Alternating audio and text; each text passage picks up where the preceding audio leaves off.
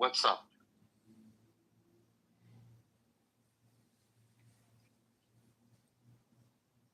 Can I go to your tone? Okay, everybody, this is Candidate Congressman John Kerry. This is the BB and Harry and the Chosen Ones with BB, Aleph, Grace, Harry, They are like a cowardly Mary, pack of Jahada, ants. Simon, Yeah. Yakov, Such a Shlomi, stupid Maximilian, bitch, my friend in RS. Hope you enjoy. I'm going to go sit in the other room, get some sun tanning done. Oh. Hope they don't play any copyrighted music. Matrix, can you guys hear me? Loud and clear. Loud and Oh, here we go. So, simple question. The UN called it a genocide. I don't want you guys to do the little trick you guys do where you ask a question after I say what I'm saying. I just want the direct question answered. What kind of car do you drive? So you guys are saying there's no genocide whatsoever, and they are lying. The UN is completely lying 100%. That's my only question. Yes, they're lying. Period. yes, they're lying. Fuck the UN. That's it. Well, wait a minute. Was it the UN or was it some little committee? And who was on the committee? I don't know if the UN officially came out and said. Here comes the spin. Go ahead. Well, You can see the no, I spin think moves. you're doing the spin, No and I'm spin, trying to. I'm asking for the narrative without My spin. friend, don't ask anything, my friend. We told you straight up. For us, it's a lie because it's not a genocide. And if you go and see what is a genocide, then you will check on the ground what is real, and don't believe the media. Check by yourself. You will say that we are telling the truth. That's it. Okay, so maybe not a genocide, but what would you categorize the wrong findings of the UN as? Misinformation. And also, there's a lot of money also behind. hating Israel because they Yeah, I are would say. putting us in a place and demanding us things that they are not demanding themselves either. Because if they were in a war, I don't think they will do what we are doing for the community inside of Gaza, preventing injury or anything else. We are fucking calling them and tell them evacuate because we're gonna bomb, and they're fucking putting a camera and waiting for the rocket to hit. How the fuck they where exactly we're gonna bomb in the same minute so they can picture it from every angle that they can make? How the hell they know? And if they know, Understand and that. still, Okay. and then wait, then let me finish. And if after they know that we're gonna bomb the place, and they are picturing it, making films of it, and there are still children around that place, it's not on us, my friend. It's on them. Take the children out. Like, what the fuck? We are warning you. We are coming to bomb that place, and there are still children there. So it's not on me, and it's not on Israel. It's on those people that didn't take the children out. So before you answer Sire, so I'm going to jump in and speak not for Sire, on behalf of him for a second. So you got to understand, guys. Imagine you're a gentleman like Sire, and you're opening up the news, and that's what you see. The UN's reporting, right? The problem is, Sire, what you have to understand is not everything we read is true. I understand that. Well, what I'm saying is also, can we also name one time in war where both sides didn't do anything wrong, ever in history? Oh, listen, and Shlomi can say and agree with it, and so can Aleph, right? They're both Israelis. And especially Shlomi, that was a hostage. We had a room the other day, and he says, I want answers. I do. But I want my hostages, my brothers and sisters back first. I want to know. And I think we're the first to admit, not every country's perfect, right?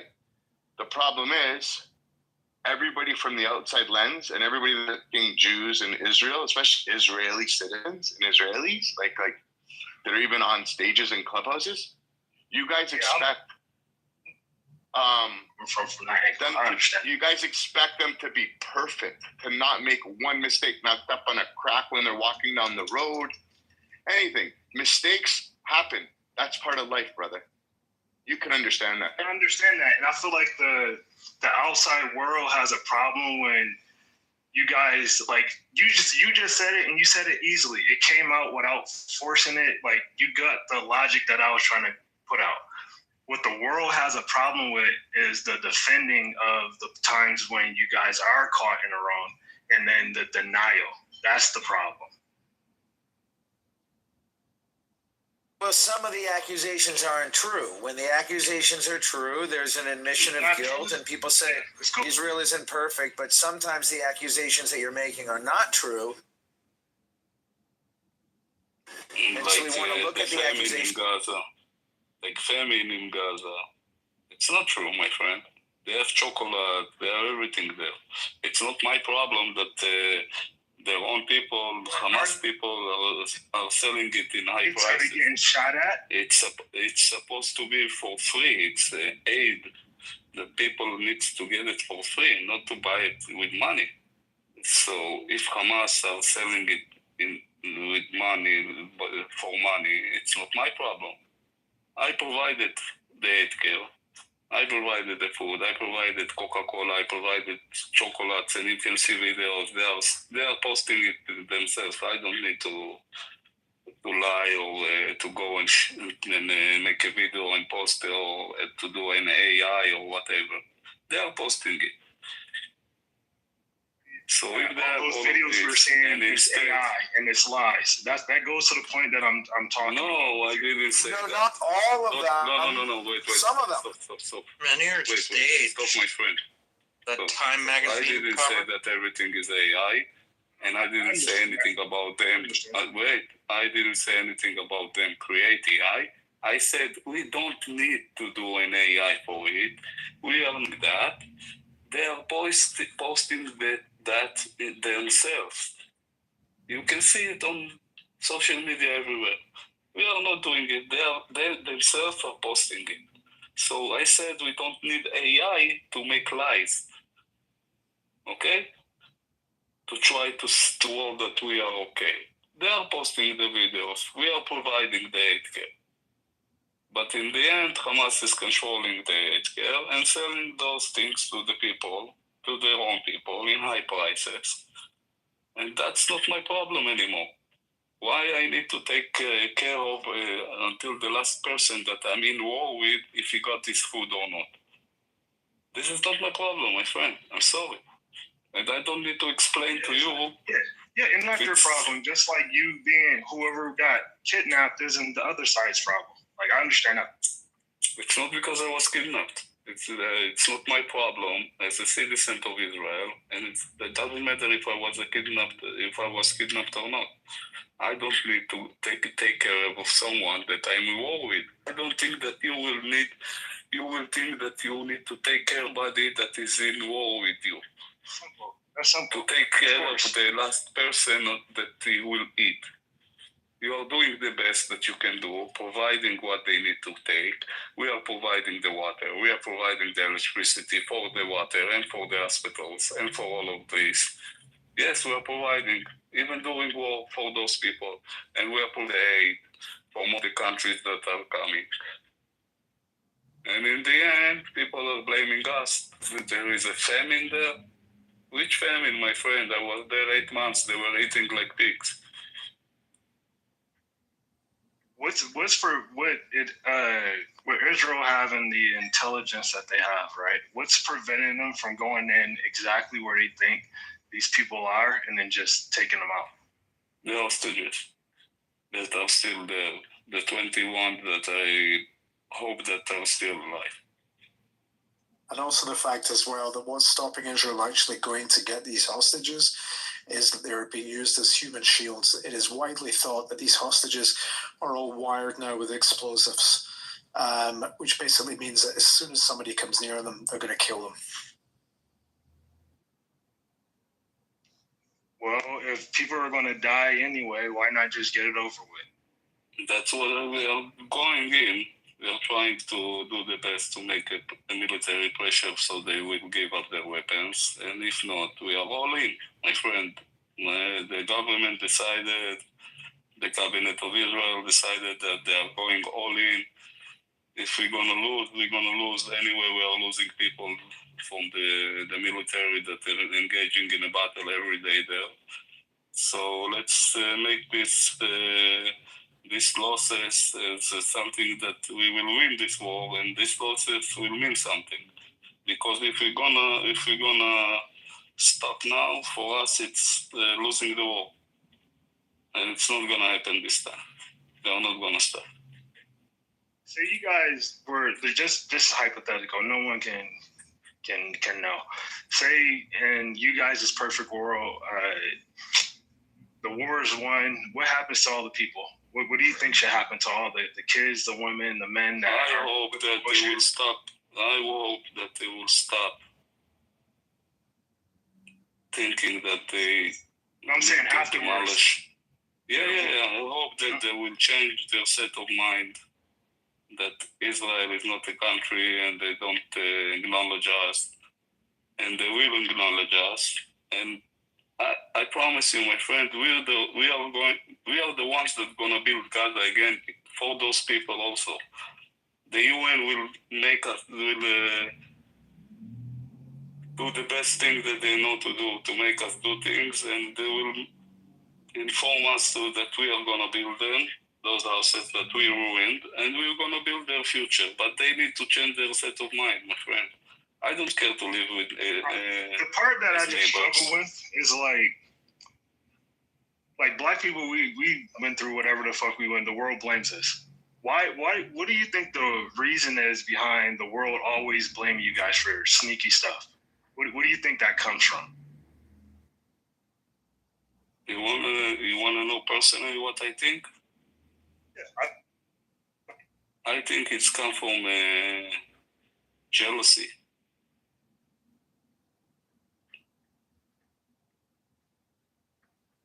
Only jealousy, my friend. I think people are fucking almost fucking 5,000 years that we are in this world as Jews, as Bnei Israel, as Israeli people. And this is why we call Israel. Israel was Jacob, Bnei Israel. We are the final, the last, how do you call it, Shevet? How do you say Shevet? Last tribe. The last tribe. We are the last tribe that remained in and I understand that. After. But, But from my perspective, like, I understand why people hate blacks because we're in slavery, blah, blah, blah, 3/5, all that other dumb shit that people thought, right? But, like, you guys were free for the most part. So I'm trying to understand, how did you guys work yourself?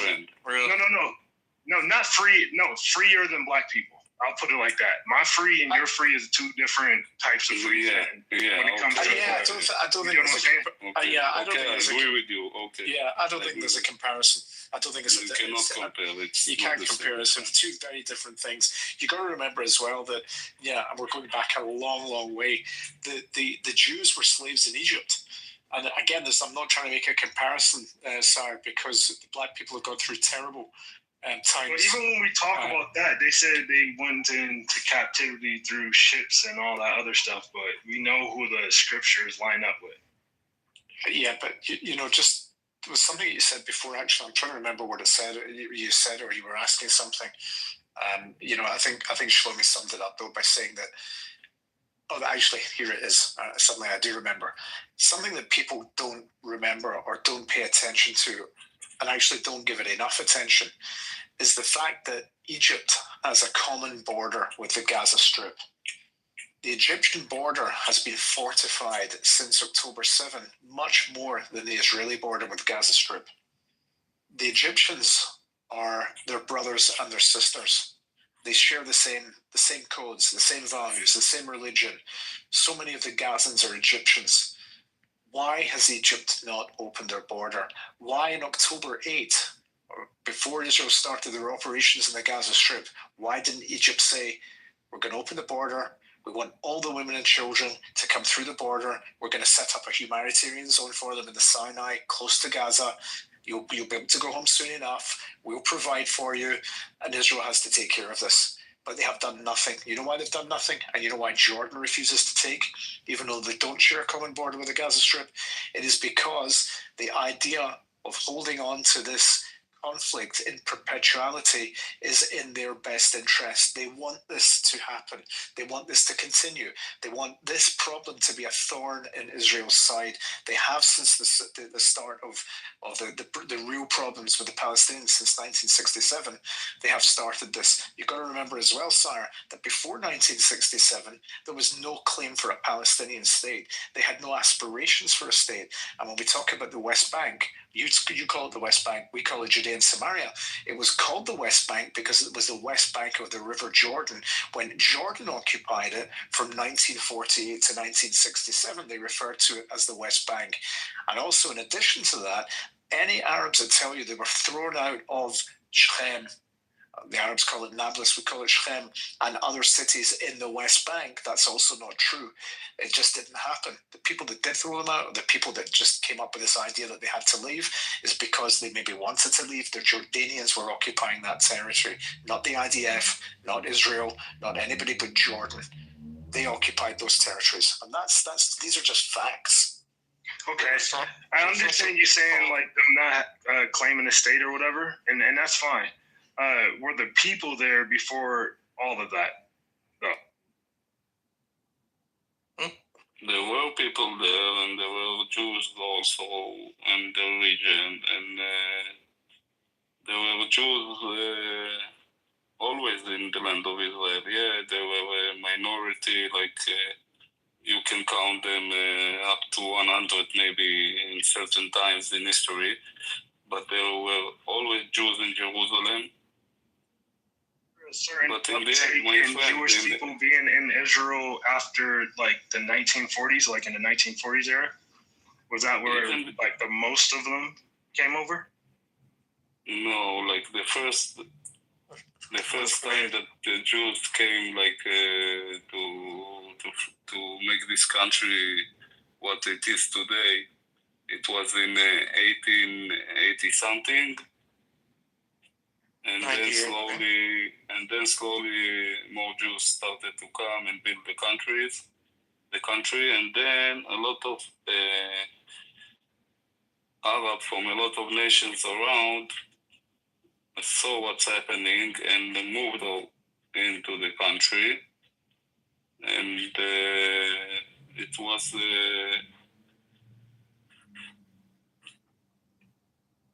it was cut for everyone in the way that Egypt got what Egypt got, Jordan got what Jordan got, Syria got what Syria got, Lebanon got what she got, and we got a small part in 48 for the Jewish people, a small land, a small piece of it, not including not Judea and Samaria, not the Gaza Strip, not even the southeast city of today's Israel is a lot, but suddenly it wasn't good for the people, and they attacked us. And when you are conquering and losing the people, and blood is on the ground after people are attacking you, you will take the land and you don't care. That's it. This is war. It was in history, and it is until today. And we took the land, and we're gonna live on it, because they attacked us, and this is what you wanted, and this is what you got. The land that's in conflict today is the part that you guys took after having only a small piece that you ended up conquering and getting at war. That's what you're saying. So the part that they're at. Took is a tough word. When you win a defensive war, when someone attacks you, take international law, and you win the battle, you win the war. We're playing semantics. And by winning, you take. So what are we talking about? No, you don't take. It's yours. It's justified. Taking has the connotation of robbing. A war where the conquerors let them have their stuff, or let them have their land and didn't take it? No, that's conquering. That's an offensive war. We're talking a defensive war. Yeah, we didn't come and conquer them because we wanted defensive wars in history that they let the people keep their land ever and ever, ever. Take a look at Bolivia. Take a look at look at the map of Bolivia. Bolivia is landlocked. Bolivia used to have a port on the Pacific Ocean. They attacked Chile. Chile fought a defensive war. They conquered the land. Bolivia is now landlocked. Also, Germany lost its eastern provinces after World War II. They lost a lot of land that became parts of Poland and parts of Russia. So there's many. Japan lost the Kuril Islands to Russia. There are many examples of this. Do you blame them for fighting for something that they think that they lost? Or is it just fuck them, fuck each side, we're both doing what the fuck we gotta do to get to where we need to be? No, we don't blame them in anything. Instead, the one thing that they wanna demolish us and erase us from this land. My friend, we don't care for them to live there, but we want to live in peace and not every other day to get missiles, and not every other day maybe they will do a 7th of October and kidnap people. Civilians, not army. If you tell me that they took army people as a war, how do we call it?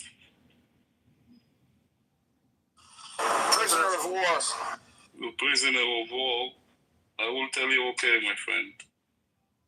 That seems reasonable because it's war, but coming in into private houses of citizens in my country, murdering people, taking some of them hostages, burning them alive in their homes, and then when we are coming to try to take our people back and protect our country and erase this threat and this danger, security danger from us once and for all, they start to cry because they wanted it, they got it. For 20 years, my friend, we are getting rockets from the Gaza Strip, and because we don't have any interest in that land, we didn't go in and try to conquer it and take the weapons that they have. We invented the Iron Dome that is canceling the threat because it's bombing the missiles that they are shooting already in the air. It's a 95% of success. Sometimes it falls. And for 20 years, we were in quiet, defending ourselves, eating those rockets, thousands of rockets, because we don't have any interest in that land that they live in. It's called Gaza Strip. We don't want it.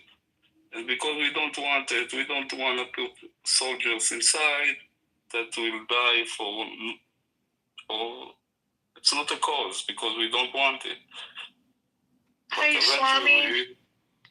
Eventually 7th of October happened. Do with the Africa. I think that's a good reason to come in and try to take 250 hostages back home.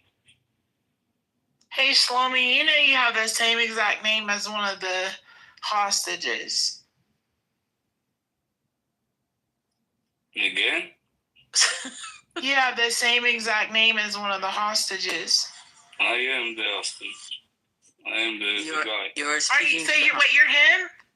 Yes, he is him. Yes. Oh my God. Okay, I'm honored. I'm gonna follow you. I'm so honored. I'm him. Shlomi, I'm always, just 1 second, it'll take me. Shlomi, I'm always just so appreciative of your voice in here and your sensitivity and understanding. And we just, each time I hear you speak, it is a joy to listen to you and to tell you truth and to be so amazing with every word that you said, and kol hakavod to you. Each time my heart just goes to you. Kol hakavod. My question is, Sire, after hearing from Shlomi and some of the other people on the panel.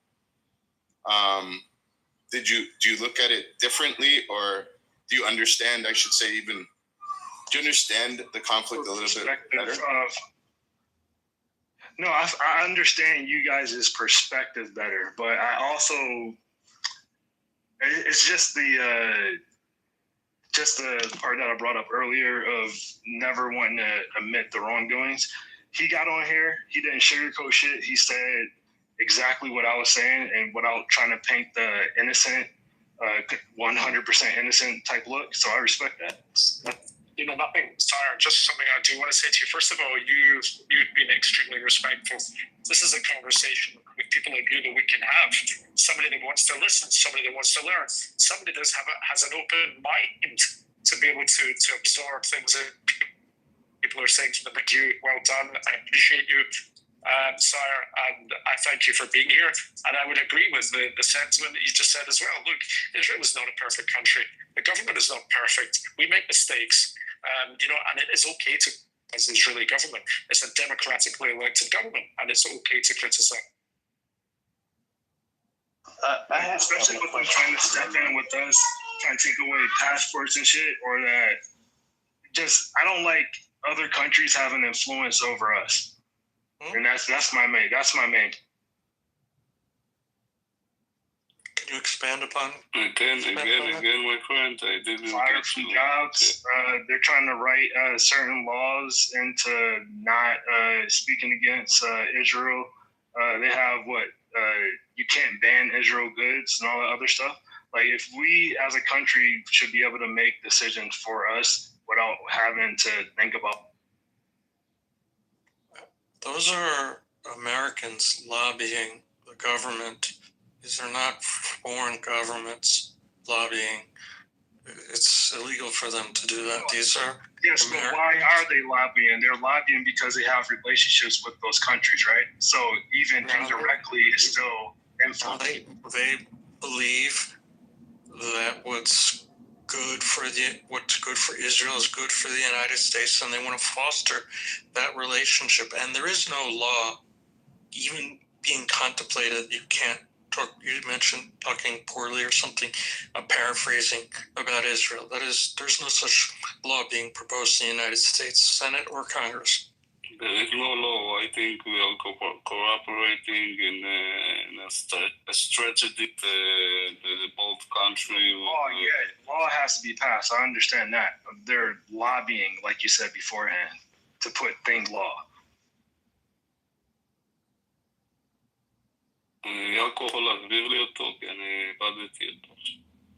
Sorry, my friend, I don't understand you, what you trying to say. We work very hard in making sure that we have relationships with, democratic states and freedom of countries. So we're working not just with Israel, but we work with many countries throughout the world to make sure that democracy stands clear in the world. We were talking about lobbying by AIPAC. And AIPAC is a very small lobby compared to the oil industry, compared to the you name it industry. They pale in comparison to many other lobbying groups.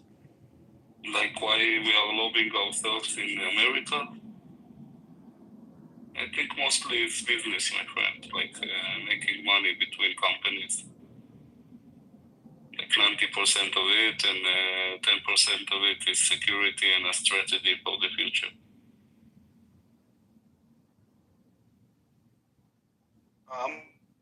Be right back. Give me 1 second.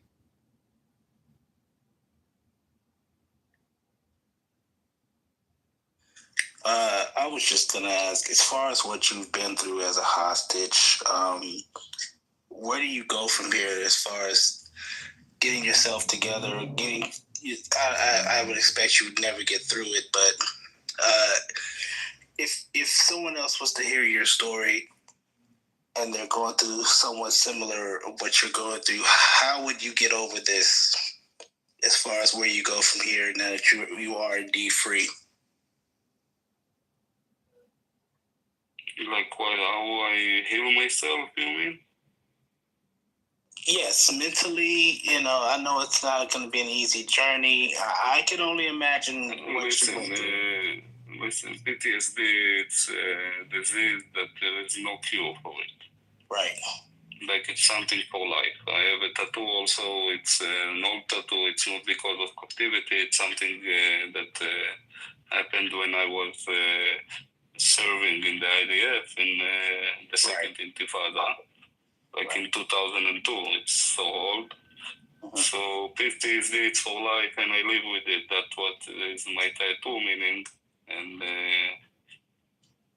I take all the, how do you say it? When I was in treatment, let's say 8 years ago, I got a lot of tools how to handle myself in life with the disease. Right. Okay. And in captivity, in real life, you use it in certain